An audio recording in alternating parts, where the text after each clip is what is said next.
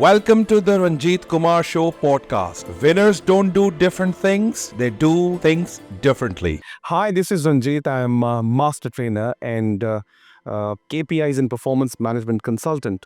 Over the period of time हम ये काम कर रहे हैं, लेकिन हम उन लोगों को दावत देते हैं जो हमारे पॉडकास्ट पे आए के जो स्टूडेंट्स डिफरेंट यूनिवर्सिटीज़ ताल्लुक़ रखते हैं, उनको एक बड़ा मिसिंग थॉट है कि हम पढ़ तो लेते हैं गोरों की किताबें, हम पढ़ तो लेते हैं वो आर्टिकल्स, लेकिन प्रैक्टिकल कोई बात ही नहीं करता। जिस रीजन में हम हैं, किस प्रोफेसर के पास जाएं या किस हेड ऑफ़ एचआर के पास जाएं, हेड ऑफ़ सेल्स के पास जाएं, या फिर किसी ऐसे बंदे के पास जाएं जिन्होंने खुद तो हाथों से कुछ किया हो। तो आज हमने डिसाइड किया हम ऐसे गेस्ट को दावत दें जिनका नाम है Urusa Maharaj. She is chief people officer Jafar brothers group और बहुत ज़बरदस्त काम कर रही हैं। लेकिन इससे पहले इन्होंने क्या किया, ये आप ही की तरह इन्होंने कहीं से तो शुरू किया। उस वक्त ये सीपीओ नहीं थी, तो हम इनसे जानने की कोशिश करेंगे इन्होंने क्या किया ऐसा जो आज इस मकाम पे है।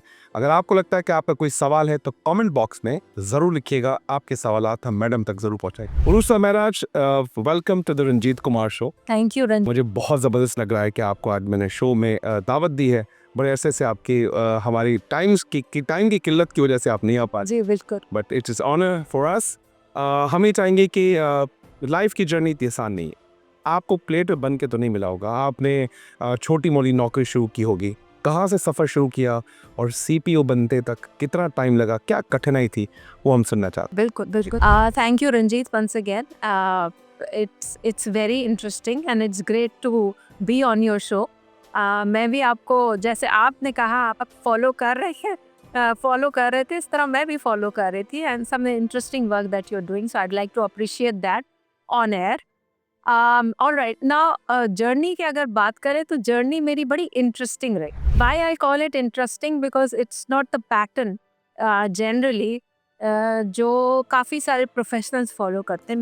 मेरी जर्नी तो शुरू इस तरह हुई कि मैंने बैचलर्स किया। और क्यों बीए क्यों किया, क्योंकि उस ज़माने में जब मैंने बीए किया तो 3 तरह के लोग होते थे और 3 तरह की चॉइसेस होती थी। जो टॉप ऑफ द रैंक होता था, जो बहुत हाई फ्लायर्स होते थे या बड़े ज़बरदस्त स्टूडेंट्स होते थे, वो साइंसेस पिक कर लेते थे। बिल्कुल सही है। जो उसका सेकंड टियर होता था जी, वो साइंसेस ही का सेकंड ब्रांच इंजीनियरिंग या मेडिकल पिक करते थे।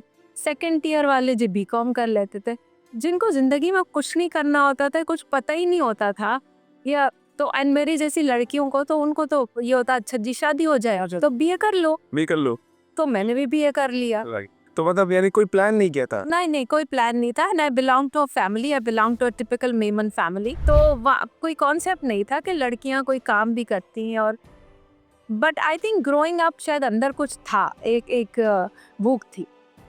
तो बीए तो कर लिया और जैसे तैसे कर लिया, जो पढ़ा कुछ भी याद नहीं।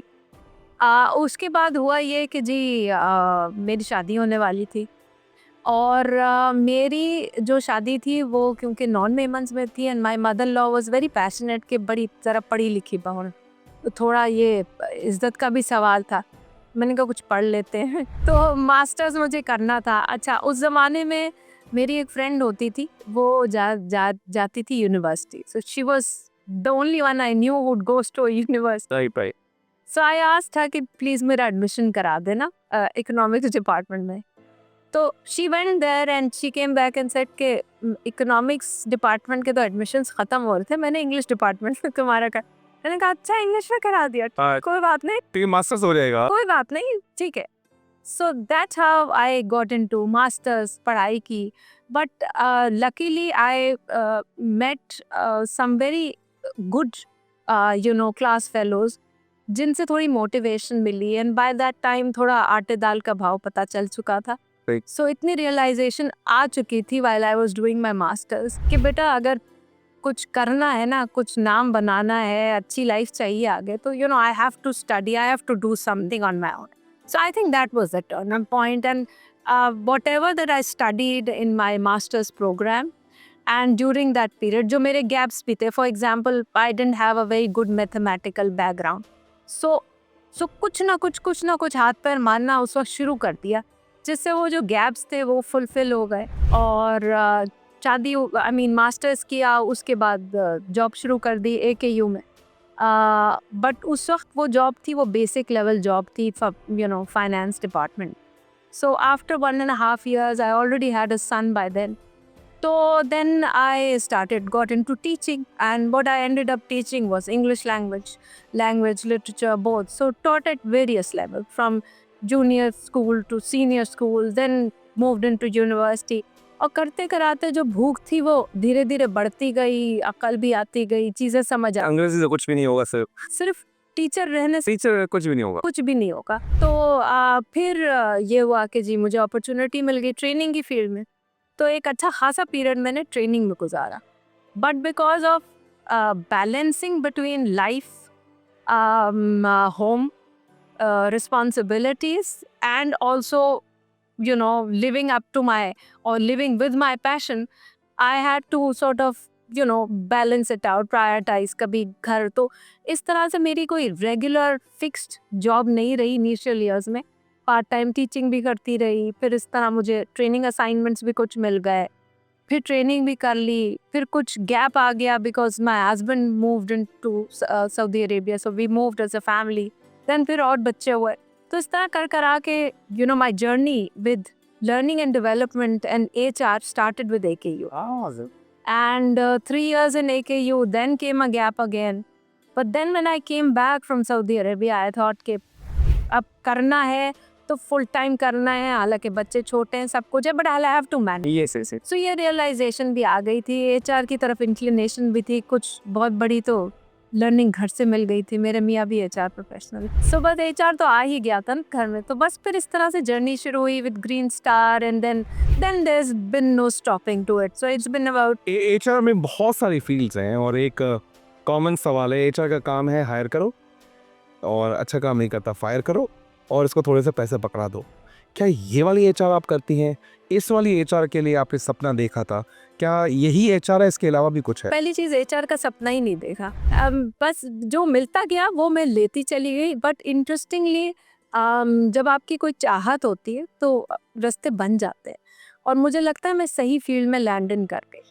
पहली चीज़ ये कि एक अच्छी जर्नी ये भी हुई कि over the years HR in itself as a field has grown. ठीक है, तो मैं HR मैं वो हूँ ही नहीं जो पढ़ के HR में आई. ठीक है, मैंने तो पढ़ी ही नहीं करी है. सो जहाँ HR खुद भी डेवलप कर रहा था, वहाँ मैं भी ग्रो कर रही थी अपने करियर. तो मैंने HR के साथ ही ग्रो किया. तो हम ऐसा करते हैं कि HR का एक आपसे कड़क सवाल पूछते हैं जो मैं समझता हूँ कि हर उस शख्स का सवाल है, उसका ताल्लुक हो या ना हो. हर शख्स से कहता है कि यार कंपनी का कल्चर बिल्कुल फारिग.com है बिल्कुल. और ये कल्चर की जिम्मेदारी HR की है, और कहते हैं कि इस कंपनी में पैसे बहुत अच्छे हैं लेकिन कंपनी काम करने के लायक नहीं है. ये कंपनी पार्किंग लॉट है, यहाँ जाओ सही, करियर मत बनाना, क्योंकि यहाँ का जो HR है ना, वो मतलब मैं कहता हूँ कि एक लीस्ट लेवल है, वो ऐसा है.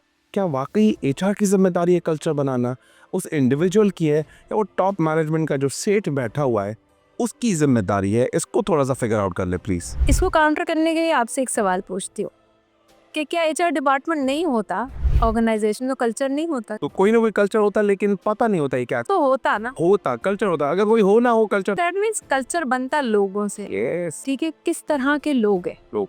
किन बैकग्राउंड से आ रहे हैं, क्या सोच लेके आ रहे हैं, क्या एग्जिस्ट कर रहा है, इन दोनों को मिलके एक कल्चर बनता है. जनरली ऑर्गेनाइजेशन में एक स्ट्रॉन्ग कल्चर एग्जिस्ट इसलिए नहीं कर पाता कि ऑर्गेनाइजेशन का अपना कोई डिफाइंड रूल्स नहीं होते. ठीक है, हिडन रूल्स होते हैं, अनसेड रूल्स होते हैं. There are things written on the wall, but those things that are written on the wall may not necessarily be being practiced in the organization. So what is more needed, that whatever is planned, whatever is needed to be seen should be exhibited, and who has the responsibility of exhibiting it first? Then HR are the leaders. I think जब तक leaders उन behaviours को role model नहीं करेंगे, उन behaviours को उन tough situations के अंदर, टफ डिसीजंस के अंदर दिखाना नहीं शुरू करेंगे, तब तक लोग उसको अडॉप्ट नहीं करेंगे. और बड़ी सिंपल सी बात है, बच्चे माँ बाप को फॉलो करते हैं और एम्प्लॉयज अपने लीडर्स को फॉलो करते हैं. Absolutely yes. हमने अभी छोटी सी कल्चर में बात की है, लेकिन कल्चर यहाँ ख़त्म नहीं हुआ. हम कल्चर पे और डिटेल्ड बात करेंगे, बनता कैसे. ये सिर्फ HR की जिम्मेदारी नहीं है, इसमें लीडर्स और जितने भी इंडिविजुअल्स हैं उनसे ये कल्चर बनता है। Thank you much. Welcome to the Ranjit Kumar Show podcast. Winners don't do different things, they do things differently.